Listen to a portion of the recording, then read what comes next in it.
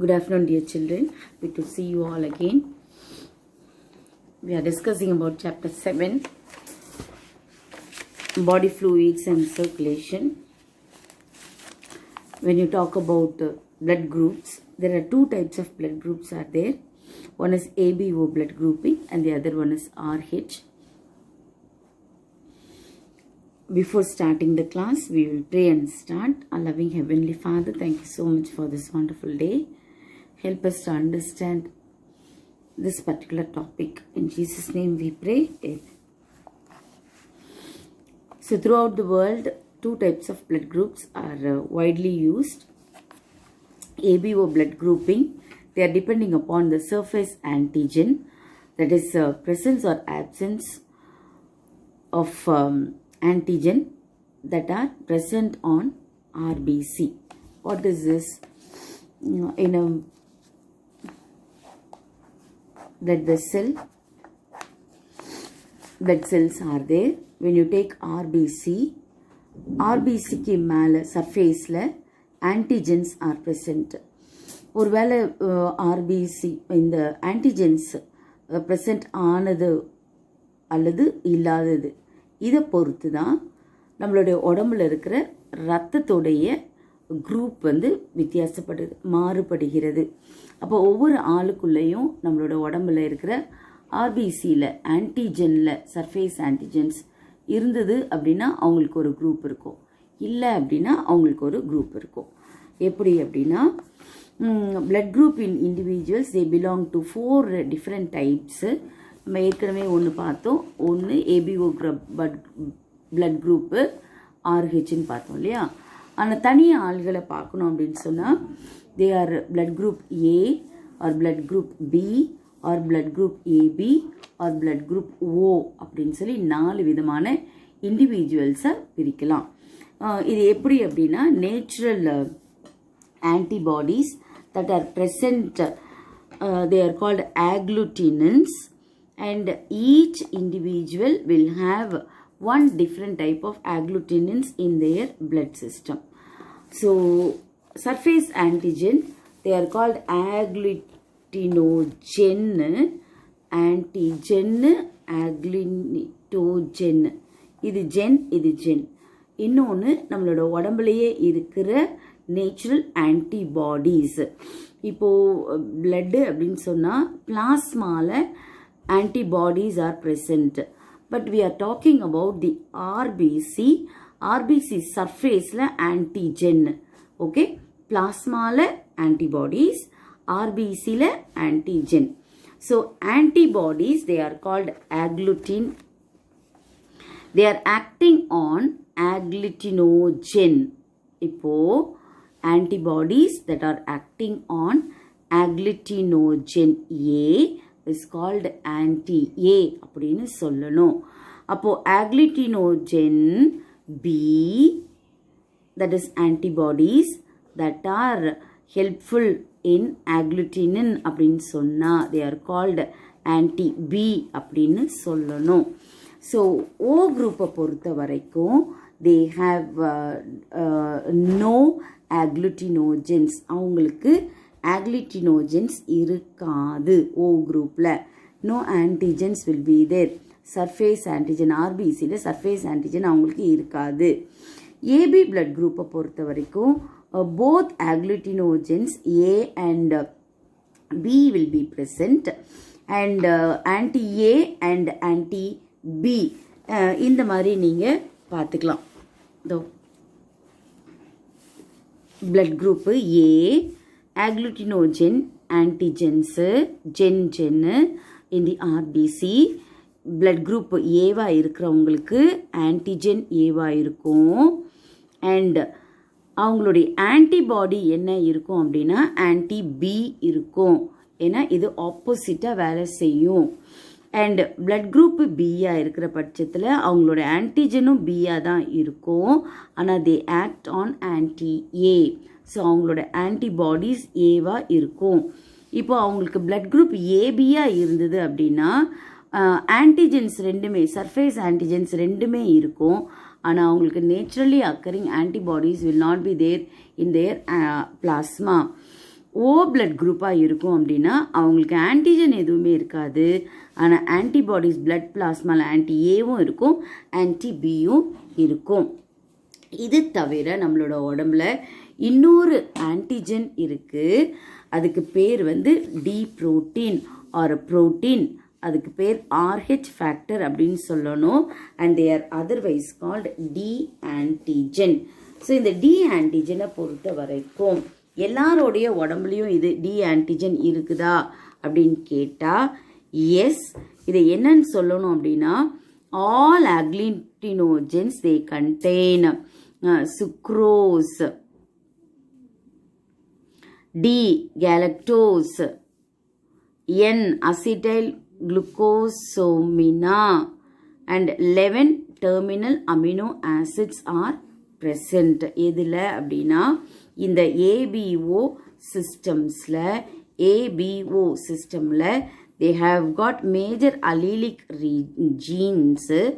all antigens அதாவது agglutinogens RBCல இருக்கு இல்லையா, அதில் என்னதெல்லாம் இருக்குன்னா சுக்ரோஸ் இருக்குது, டி கேலக்டோஸ் இருக்குது, என் அசிட்டைல் குளுக்கோசுமினா இருக்குது, and 11 terminal amino acids are present. இப்போ அதுவே டி ஆன்டிஜனை பொறுத்த வரைக்கும் அதுக்கு முன்னாடி இன்னொன்று பார்த்தலாம். Terminal amino acids, they are the attachments and they are depending on the gene products A and B. And the reaction it is catalyzed by glycosyl transferase. இது ஒரு 1 mark question. And RH factor இப்போ தான் பார்த்தோம். They are actually a protein.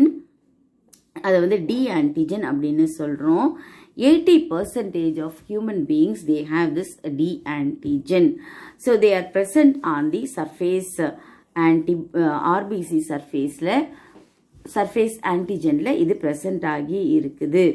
So இந்த D protein is equivalent to agglutinogen and they are similar to proteins that is present in the rhesus monkey. Rhesus அப்படிங்கிற ஒரு மங்கியில் வகையில் இந்த RH factor இருக்கிறதுனால தான் இந்த பேர் ரீசஸ். RH மட்டும் தனியாக எடுத்து RH டேர்ம் அப்படின்னு யூஸ் பண்ணுறாங்க.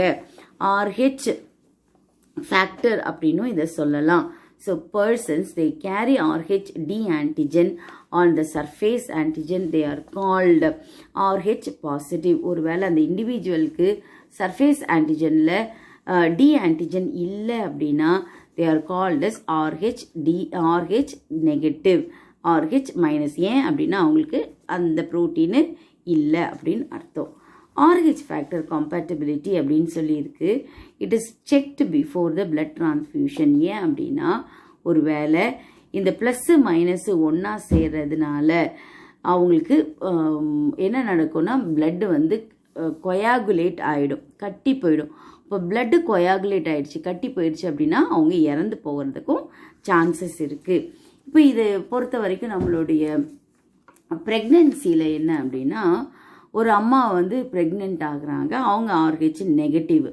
அம்மா வந்து அவங்களுடைய சர்ஃபேஸ் ஆன்டிஜனில் RH ஃபேக்டர் இல்லை, டி ப்ரோட்டீன் இல்லை. இது வந்து விமென். இப்போ இந்த குழந்தை வந்து RH பாசிட்டிவாக இருக்குது, இதை கண்டுபிடிச்சிருவாங்க. இது RH நெகட்டிவாக பாசிட்டிவான்னு கண்டுபிடிச்சிருவாங்க.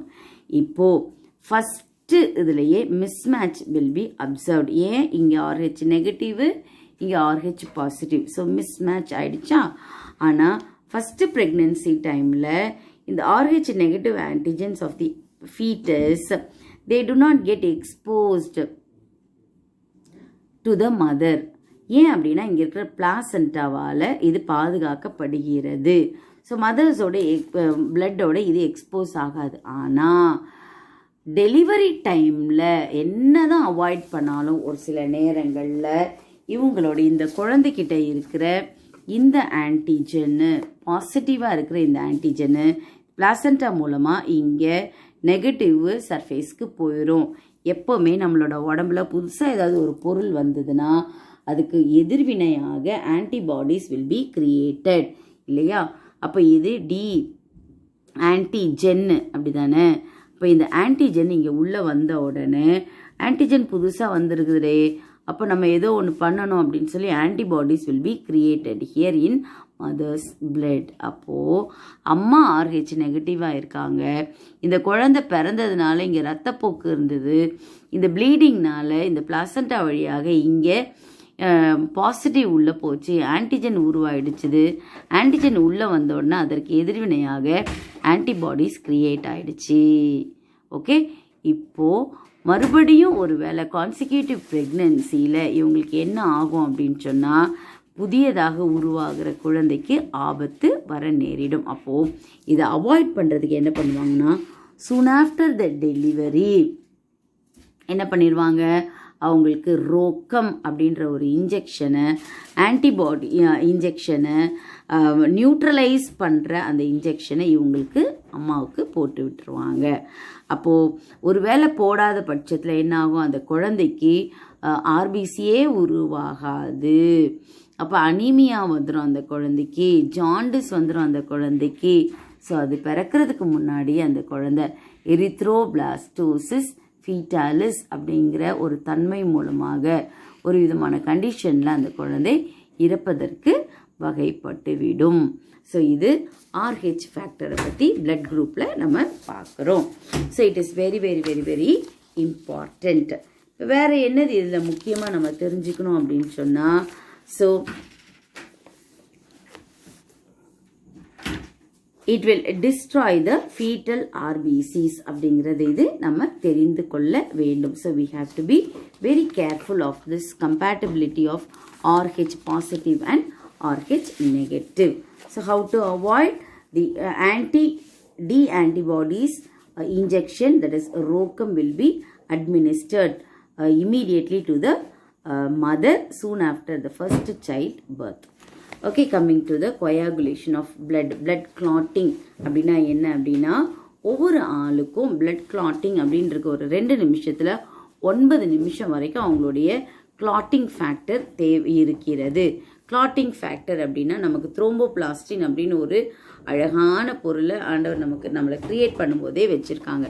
ஸோ நம்மளோட உடம்புல ஏதோ ஒரு இன்ஜரி ஆகுது அப்படின்னோடனே ப்ளீட் ஆக ஆரம்பிச்சிடும். So bleeding time is between 2 to 9 மினிட்ஸ்க்குள்ளே அவங்களுடைய உடம்புல இருக்கிற ரத்தம் கட்டுவதற்கு உருவாகிவிடும். அப்படி இல்லை அப்படின்னா அவங்களுக்கு பிரச்சனை இருக்குதுன்னு அர்த்தம். ஸ்மால் இன்ஜரி இருந்ததுனாலும் அந்த த்ரோம்போபிளாஸ்டின் அவங்களுக்கு உள்ளே இல்லை அப்படின்னா ரத்தம் கட்டவே கட்டாது, அவங்க ப்ளீட் ஆகிட்டே இருப்பாங்க. அண்ட் லாஸ்ட்டு சொட்டு ரத்தம் இருக்கிற வரைக்கும் அவங்களுக்கு வெளியே வந்துடும். அண்டு இங்கே உடம்பு முழுக்க டீஹைட்ரேட் ஆகிடும், பிளட் இல்லாத நிலைமை அவங்களுக்கு வந்துடும். So it will end up with the death. So coagulation of blood வந்து நம்மளோட உடம்புக்கு ரொம்ப ரொம்ப ரொம்பவே முக்கியமானது. ஏன் அப்படின்னா, this is because of the blood clots or coagulate. blood clot தான் coagulation. coagulate அப்படின்னு சொல்கிறோம் in response to the trauma. ஏதோ ஒரு அடிபடுவதன் மூலமாக, இன்ஜரிக்கு மூலமாக mechanism of blood clotting will take place. So what it is that we are going to learn now. என்னது blood clotting? There are steps in our body, automatically it takes place. First எடுத்த உடனே ஒரு stimulus நம்மளுடைய உடம்புல நடக்குது. What is the stimulus? The injury is the stimulus. Cut ஆயிடுச்சு, blood வருது, tissue damage ஆகிடுச்சு, சுற்றி இருக்கிற பிளட் வெசல்லேருந்து பிளட் ஊஸ் அவுட் ஆகி வருது. இமீடியட்டாக மசில் ஸ்பாசம் நடக்கும், மசில் வலிக்க ஆரம்பிச்சிரும், பிளேட்லெட்டு ப்ளக் பண்ண ஆரம்பிக்கும், ப்ளக்னா கற்ற ஆரம்பிக்கும். ஸோ இதில் intrinsic clotting mechanism will take place. இந்த இன்ட்ரின்சிக் கிளாட்டிங் மெக்கானிசம் நடந்த உடனேயே production of prothrombin activator substance will take place. இது ப்ரொடியூஸ் ஆகும், ப்ரோத்ரோம்பின் உருவாகும். ப்ரோத்ரோம்பின் அப்படியே அது செயல்படாது, இது இன்ஆக்டிவ் ஃபார்மில் இருக்கும். ஸோ இந்த இன்ஆக்டிவ் ஃபார்மாக இருக்கிற prothrombin will be converted into active form of thrombin. Now this thrombin will act enzymatically on fibrinogen. Now fibrinogen once again that is formed into a thread-like structure called fibrin.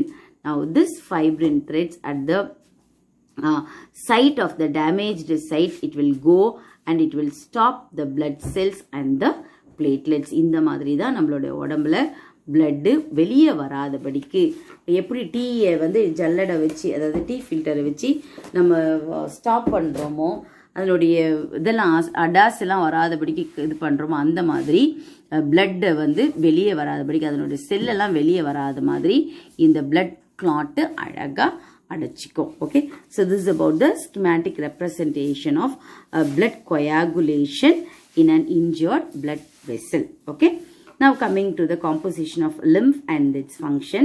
Coming to the lymph, நம்ம நிணநீர் அப்படின்னு சொல்லணும். இப்போ எப்படி ரத்தம் red கலரில் இருக்குதோ, இந்த நிணநீர், இந்த லிம்ஃப் வந்து டிரான்ஸ்பரண்டாக ஒயிட் கலரில் இருக்கும்.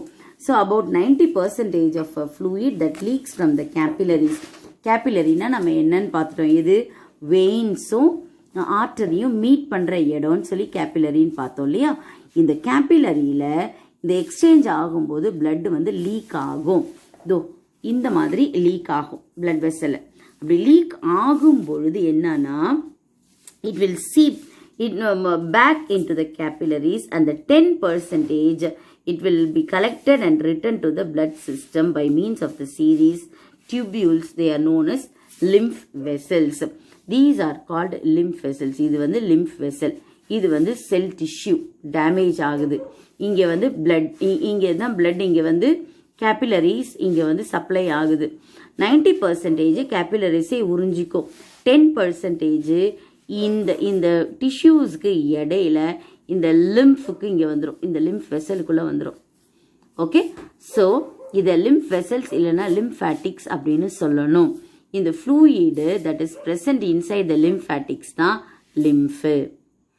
இந்த lymphatic system that consists of complex network of thin walled ducts இருக்கு, அதுக்கு பேர் lymphatic ducts அப்படின்னு சொல்லணும்.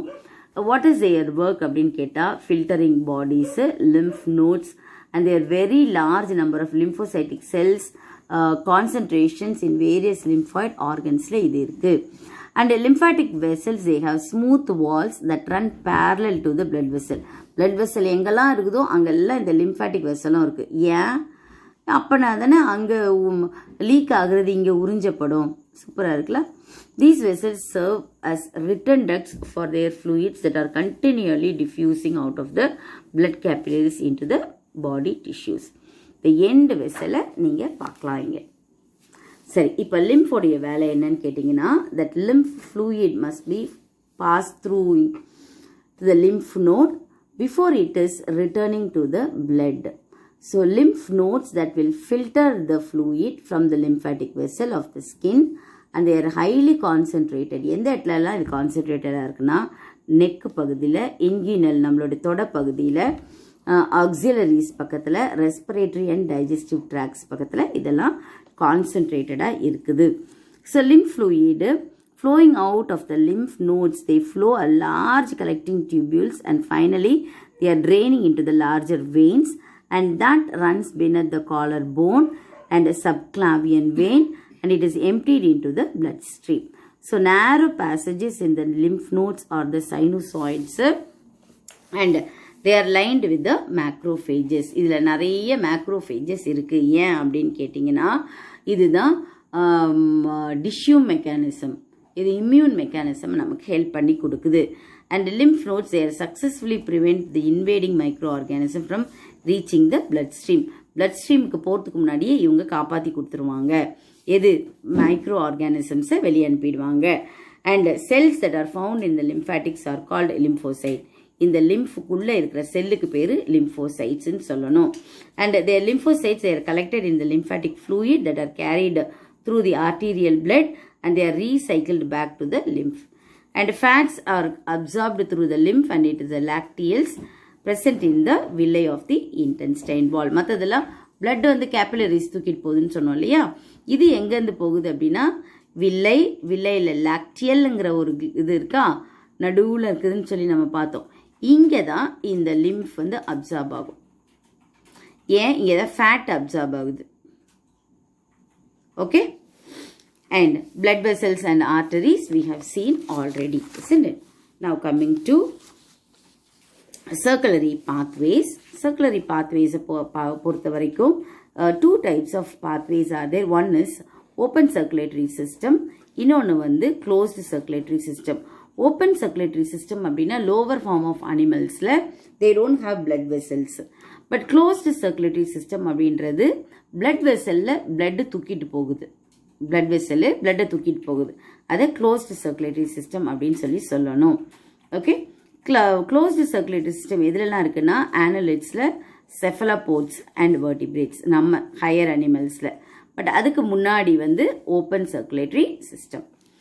And all the vertebrates they have a muscular chambered heart, and fishes வந்து two chambered heart தான், and they have got sinus venosus, atrium ஒரு atrium ஒரு ventricle, and bulbous arteriosus and conus arteriosus இருக்கு.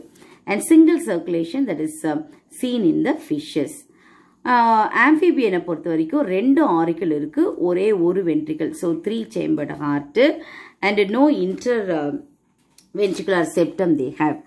And reptiles 3 chambered heart நம்ம இது ஏற்கனவே பார்த்திருக்கோம். But crocodile alone they have 4 chambered heart. Okay, இது ஒரு 1 mark question. Though crocodile is a reptile, it has got 4 chambered heart. நமக்கு வந்து 4 chambered heart தான். So thus mixing of oxygenated and deoxygenated blood they take place in the ventricles. And the type of the circulation is called incomplete double circulation. And the left atrium they receive oxygenated blood, and the right atrium they receive the deoxygenated blood. And pulmonary and systemic circuits they are seen in the amphibians and reptiles. Crocodiles, birds and mammals they have 2 auricles or atrial chambers, 2 ventricles will be there. And they are separated by interauricular septum and interventricular septum. That is why they are called complete separation of oxygenated blood and the deoxygenated blood. Pulmonary and systemic circuits are evident, and this type of circulation is called complete circulation. ஏன் complete circulation சொல்றோம் அப்படின்னா, இங்க இது auricle, 2 auricle, 2 ventricle. இது upper chambers of the heart auricle, lower chambers of the heart ventricle அப்படின்னு சொல்லணும். Okay, the structure of the heart it was explained by Raymond D. Weisens in 1706.